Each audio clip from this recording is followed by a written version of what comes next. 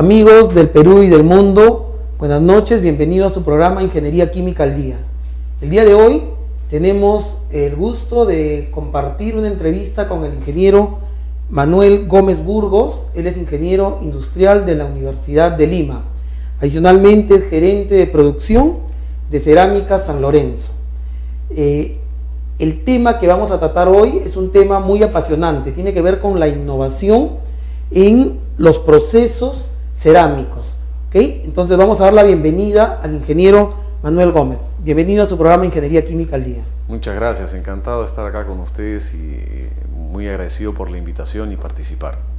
Ok, primero cuéntenos un poquito para nuestros amigos, nos ven muchos que no necesariamente son ingenieros químicos, entonces cuéntenos un poquito qué cosa es la industria cerámica. En el Perú, la industria cerámica ya tiene desarrollo hace más de 30 o 40 años. Y lo que hemos encontrado es que un segundo participante en el mercado como Cerámica San Lorenzo hizo que el mercado se activara en competencia. Todos nos pusimos en una carrera de poder tener mayor modelaje, las producciones se volvieron de ciclos mucho más cortos.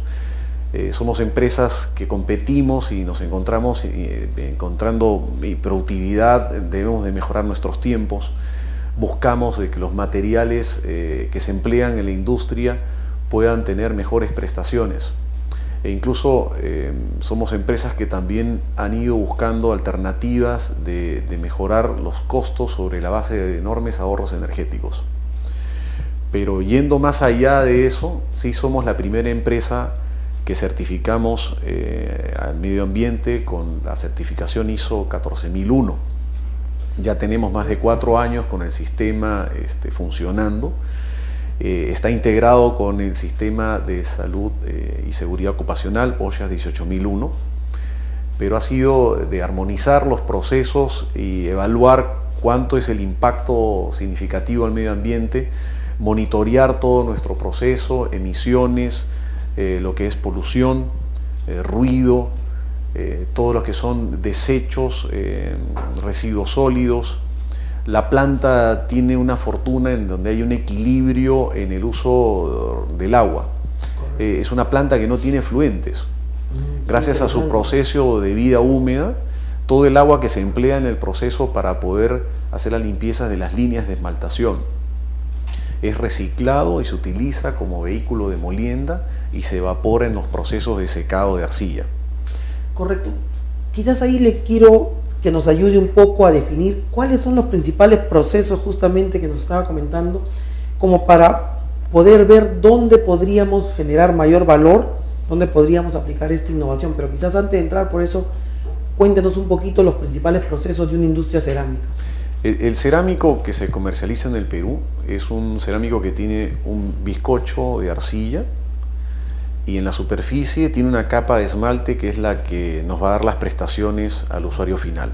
Es aquella superficie que nosotros podemos ver ya decorada, que puede tener una apariencia brillante o mate, puede tener textura, puede imitar la madera, el mármol, la piedra, la laja. Así que en ese campo la decoración finalmente es muy rica, cumple con los diseños arquitectónicos que corresponden a la moda, a cómo se decoran los ambientes actualmente.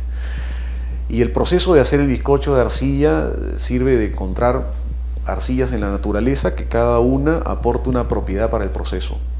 Se requiere ubicar arcillas que tengan propiedades de plasticidad para que desarrolle la resistencia dentro del proceso. Algunas que contengan quizás carbonatos para lograr cierta estabilidad y le da algo de porosidad al soporte, algunas que aportan fundencia, otras con el aporte de kaolín logran algo más de estabilidad. Así que cada arcilla dentro de lo que aporta es una suma de características para que atraviese el proceso de monococción. Los esmaltes normalmente son importados, el Perú no frita actualmente. Entonces la mayor cantidad de esmaltes y materiales que van sobre la superficie se importan. Los pigmentos también, que deben ser pasados por procesos de calcinación, son elaborados por empresas dedicadas a este rubro y es un tema muy particular obtener pigmentos que puedan desarrollarse a temperaturas de 1140 grados, 1150 grados. Así que el proceso de premanufactura consta en una molienda de arcilla, una preparación antes de un proceso de prensado que confecciona el soporte del bizcocho. Las fritas y esmaltes que van sobre la superficie también son molidas en medio acuoso. Todo converge en una línea de esmaltación. El producto ya esmaltado entra a una sola cocción, son hornos muy largos, continuos. Ahí hay un proceso muy interesante de gasificación que tiene que ocurrir en el soporte previo a que los esmaltes pasen a la fase líquida, que ocurre más o menos a los 900 grados centígrados. Luego hay que grasificar hasta los 1140 grados, el soporte, toda la parte arcillosa termina integrándose, hay una cantidad enorme de transformaciones, toda una complejidad química en el interior. El esmalte alcanza una etapa de vitrificación final y luego entramos en un proceso muy violento de enfriamiento para acortar los largos de los hornos antes de los 573 grados, que hay un cambio de fase del cuarzo muy importante en donde tenemos que hacer un enfriamiento indirecto muy suave.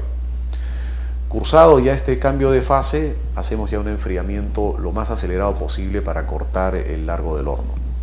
Y con eso hemos obtenido un producto de altísima resistencia a la flexión, una superficie que tiene infinitas prestaciones de higiene, de apariencia estética, y adicionalmente a lo que comentábamos previo a la entrevista, es que San Lorenzo ha traído la innovación de agregar un producto que tiene cualidades antibacteriales.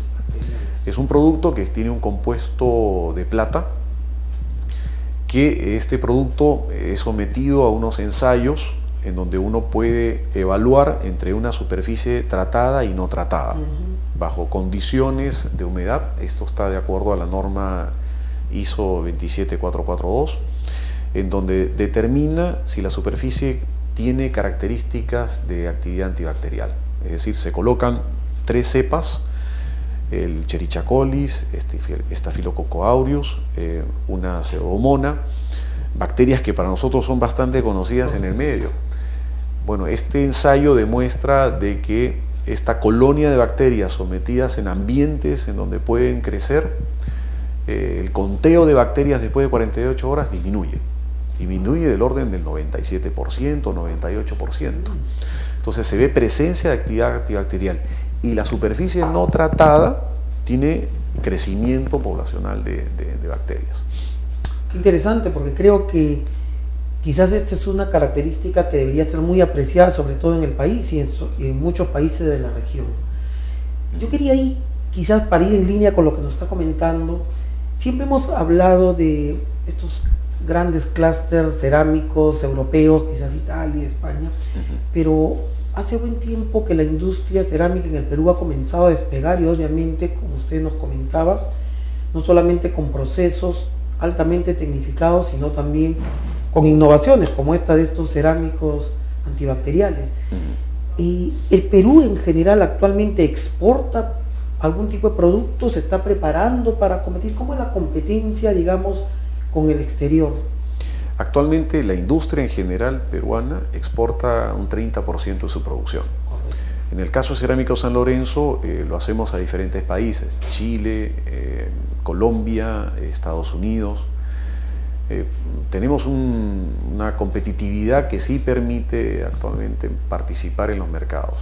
Sí, justamente la pregunta iba orientada porque con estos TLCs y obviamente con las exportaciones, para exportar uno ya entra a competir en otras ligas, donde justamente la certificación, las acreditaciones son muy importantes. Ahí quisiéramos que nos cuente cómo ha permitido a su empresa todo este tipo de generación, que muchas veces otros lo toman solo como una moda, realmente cómo está agregando valor en este, digamos, negocio de que salen a competir con grandes industrias en el mundo. Sí, hoy por hoy los países que están desarrollando la industria de forma sostenida van entendiendo que el medio ambiente debe ser también cuidado. Toda industria de por sí agrede al medio ambiente. En la medida que podamos identificar cuáles son aquellos que resultan tener impacto debe ser controlado, mitigado, debe estar sujeto a un requisito legal. Se dictan límites máximos permisibles que cuidan el medio ambiente, se van haciendo límites máximos permisibles por sector. Así que toda empresa que decide tener una responsabilidad medioambiental y opta por una certificación ISO, como la 14001, el cliente sabe que esa empresa está cumpliendo con lo que las leyes le piden y está controlando su proceso para ser menos agresor al medio ambiente. Y lo que ocurre dentro del sistema es que normalmente, como es un sistema que debe funcionar de forma en que siempre exista la mejora continua, cada año hay menos impacto al medio ambiente. Entonces, la búsqueda de materiales reciclables, el poder llevar a reciclar todos los residuos sólidos, eso es lo que asegura de que cuando uno está comprando un cerámico, finalmente lo que está haciendo también es contribuir a que la elección que hace al cliente que es cuidadoso con el medio ambiente sabe de que puede también estar contribuyendo a cuidar nuestro planeta. Correcto. La política, bueno, nace básicamente de los propietarios de la empresa. O sea, hoy se dicta una política en donde no solamente es importante la utilidad, es importante las personas y el planeta. En inglés le llaman las 3 P's, ¿no? Profits, People and Planet. Así que en ese sentido, toda operación que nosotros realizamos, no solamente está el negocio, están estos otros 2 pilares que son las personas y nuestro planeta lo que debemos cuidar. Bueno, definitivamente es una filosofía que definitivamente creo que debería ser copiada por muchas industrias. Y quería cambiar un poquito de tema, irme un poco más ya al tema de recursos humanos para estas plantas. Existen obviamente muchos profesionales que pueden participar en las industrias cerámicas, pero quería un poquito centrarme en los temas de ingeniería. En cerámicos, ¿qué ingenierías podrían tener, digamos, posibilidad de desarrollarse y digamos, qué es lo que requieren? Porque no tenemos una ingeniería propia que los prepare para hacer. ¿Qué es lo que usted recomendaría? ¿Cómo complementar esta formación posiblemente básica que traen los profesionales ingenieros? ¿Dónde encontrarla? ¿Qué sugieren ustedes, ¿no? ¿Cómo están viendo el medio? Sí, es un proceso muy particular. Nosotros tenemos ingenieros químicos, existen geólogos también y tenemos ingenieros industriales. Correcto. Pero el área técnica está principalmente soportada por ingenieros químicos. El conocimiento de las propiedades de las arcillas y de algunos materiales no metálicos como el feldespato, la tiza, la sílice, la lectura del análisis químico y su interpretación en el comportamiento del proceso no puede ser llevado a cabo o controlado si no hay un profesional como un ingeniero químico. Dentro del proceso, si nosotros no conocemos la teoría, no podemos dominar lo que ocurre en el proceso. No podemos basarnos simplemente en una producción empírica. Tiene que haber una explicación técnica que pueda realmente conocer por qué se desarrolla un determinado proceso. Adicionalmente, hay muchas etapas de las operaciones en planta que hay muchos fenómenos físico-químicos. El poder entender claramente cómo funciona la densidad, la viscosidad. Tenemos características en las arcillas de tixotropía. Entonces hay una cantidad de propiedades físico-químicas que el ingeniero químico va encontrando un campo muy rico en operación. Y en cuanto a operaciones unitarias también se presentan interesantes balances en cuanto al desempeño de la viscosidad, por ejemplo, de las arcillas molidas en agua y la capacidad que podemos tener de evaporación en un proceso de secado, en donde juega entre la lucha de hacer que un compuesto de mezcla tenga la menor viscosidad, la mayor densidad y con ello lograr menor consumo de energía. Por supuesto. Entonces hay un balance de energía, un balance de materiales y un juego de química para poder finalmente lograr procesos muy productivos. Intento explicarle así, en lo más resumido posible, pero hay procesos en donde tengo dos ingenieros de la Universidad de San Marcos que en conjunto hemos desarrollado varios modelos en donde buscamos enormes ahorros de energía sobre la base de investigar los materiales y cómo se comportan relógicamente. Pero justo ahí es donde quería llegar, ¿no? Porque estas industrias tienen, para hacer innovación, sobre todo tienen que estar constantemente investigando, ¿no? Entonces, sí, muchas veces se requiere pues un soporte del lado del inversionista y el recurso humano muchas veces del lado académico, ¿no? Universidades o Estado, en fin, pero que justamente busque posicionar toda esta innovación, todo este conocimiento que al final rentabiliza en el mercado, ¿no? Entonces, eso es lo que nos interesa como colegio, quizás promover, y que, digamos, qué gusto que estén profesionales participando ampliamente, digamos, en este proceso, ¿no? Yo quería hacerle una consulta un poco, volver a la pregunta de ¿cuáles son, digamos, las principales innovaciones? Ya nos ha comentado alguna, pero de repente volver a resumirlo muy brevemente. ¿Cuáles son las principales innovaciones que ustedes han hecho en esta industria cerámica, ¿no? La industria cerámica tradicional lo que hace normalmente es utilizar una molienda húmeda. La preparación de la pasta de arcilla para poderla prensar, es importantísimo que al momento de prensarla uno tenga una carga absolutamente homogénea. Gastamos enorme cantidad de energía secando el material. Y hubo una tendencia que observamos a partir del año 2004 en donde industrias brasileras estaban moliendo en seco. No empleaban agua, por lo tanto no gastaban una cantidad importante de energía para retirar esta agua incorporada en la molienda. Eso significó que había que desarrollar materias primas, buscar arcillas en la naturaleza, caracterizarlas. Se tuvieron que tomar caracterizaciones de la zona brasilera para que podamos comparar cuáles eran las propiedades que permitían que estos materiales puedan ser molidos en seco, que acarrean problemas en los cargamentos de las prensas, producto a que para poder hacer realmente un cargamento en prensa, un polvo molido de arcilla debe de fluir. La fluidez que se logra por vía húmeda es porque uno puede lograr peletizar el material y se hacen pequeños gránulos con una granulometría muy distribuida. Por vía seca no es posible lograrlo. Y como ocurre el efecto contrario, que en vez de retirar agua hay que incorporarla, cuando el material se vuelve más fino, lo único que hacemos es incrementar el área superficial que hay que humectar. Por lo tanto, dentro de esta complejidad de procesos, significó que esta caracterización de materiales, llevado a sus propiedades cerámicas, tuvimos que de alguna manera igualarla, explorar en distintas áreas de regiones de la sierra y del sur del Perú, materiales que puedan ser similares.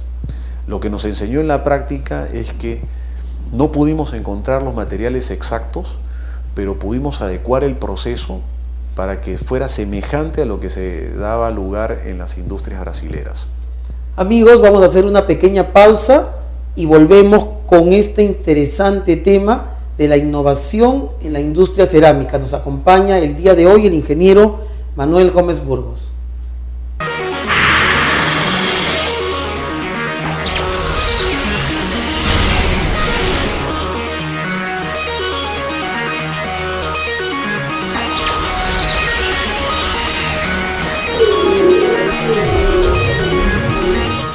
Amigos, bienvenidos nuevamente a su programa Ingeniería Química al Día. Estamos el día de hoy tratando el tema de la innovación en los procesos cerámicos y nos acompaña el ingeniero Manuel Gómez Burgos. Dígame, en el año 2004 más o menos ingresó el gas natural al Perú. Una industria cerámica, ¿qué tan intensiva es en consumo de energía y ustedes han optado? ¿Cómo es que les ha ido? ¿Cuál es su experiencia con este nuevo combustible? Sí, enormemente intensivo realmente. San Lorenzo tuvo ya un contacto con el consorcio Camisea mucho antes del inicio de operaciones, incluso antes de que San Lorenzo entrara en operación. En el año 97 se celebraron los contratos. San Lorenzo tiene un inicio de planta en mayo del 99 y estuvimos siempre a la espera de la llegada del gas natural. Hemos participado incluso en la estandarización de lo que ha sido el reglamento de uso de gas. Finalmente, en julio del 2004, somos los terceros en conectarnos. Dentro de los 6 principales clientes que finalmente con la que se sustentó el proyecto Camisea. Y ocupábamos un pequeño porcentaje del ducto, no recuerdo si era un 3 o 5%. Hoy el ducto ya está totalmente ocupado por el sector eléctrico principalmente. 70% de nuestro gas se ocupa para generación eléctrica. Pero significó enormes ahorros. El proceso también de alguna u otra manera se trabajó mucho más sencillo. Ya no había que traer camiones con GLP para llenar tanques, habían 2 tanques de 30.000 galones cada uno. Ahora el gas venía ya por cañería. Antes había que pagar el gas y después consumirlo. Ahora no, ahora lo consumimos y después lo pagamos, como en el caso como la energía eléctrica. Viene a ser un servicio público más. El gas natural también es menos riesgoso. Tiene la propiedad que su densidad es menor a la del aire, por lo tanto toda pequeña fuga no tiene riesgo de que se asiente o se quede en el mismo ambiente. Se puede trabajar a presiones bajas realmente, no tiene ningún inconveniente, y tuvimos la fortuna de estar muy cerca al Citygate. Correcto, sí. Estamos conectados solamente 120 metros del Citygate, la llegada de gas a la ciudad. Y fue un avance muy importante. Lo que se llegó a invertir se pagó en 15 días. O sea, para nosotros la conversión fue muy poca también porque nos preparamos para eso. Toda nuestra red ya estaba preparada con el diámetro, accesorios y todas las rampas de gas de los equipos ya se encontraban con una amplitud de rango de presión suficientemente disponible para poder trabajar con gas natural. Correcto. Bueno, el tiempo es un poco tirano en televisión, así que tenemos que ir ya terminando. Nos quedan muchas preguntas, pero vamos a tratar, en todo caso, los últimos minutos.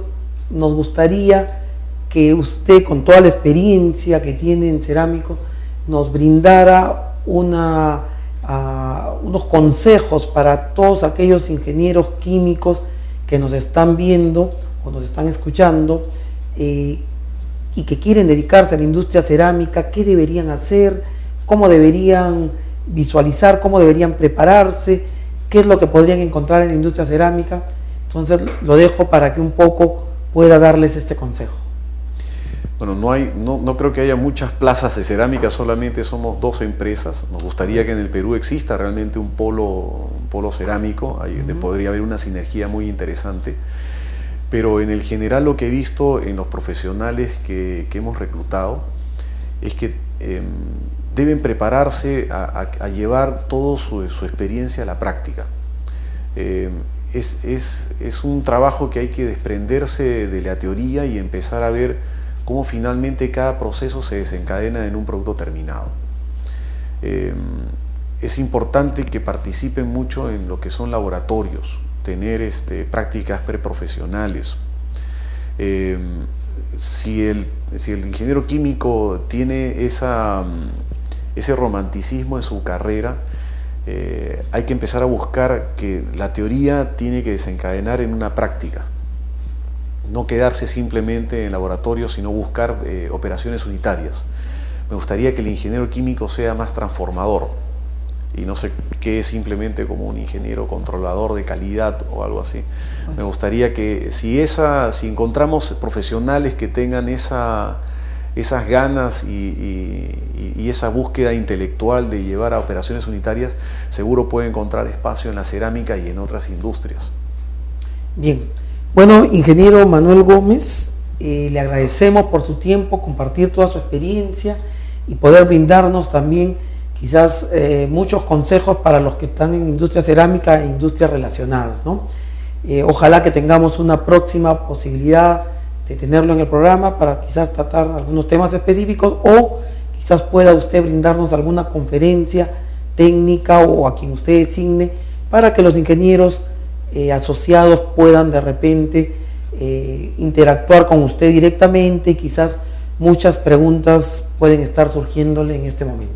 Le agradezco mucho su participación nuevamente y hasta una próxima oportunidad. No, y a usted, muy amable por la invitación, ha sido realmente una oportunidad de poder transmitir lo que hacemos y encantado de contribuir cuando ustedes gusten. Me daría un placer enorme poderles dar algún conocimiento más de cerámica y muy agradecido. Ok. Amigos del Perú y del mundo, estamos terminando un nuevo programa más de Ingeniería Química al Día. El día de hoy nos acompañó el ingeniero Manuel Gómez Burgos.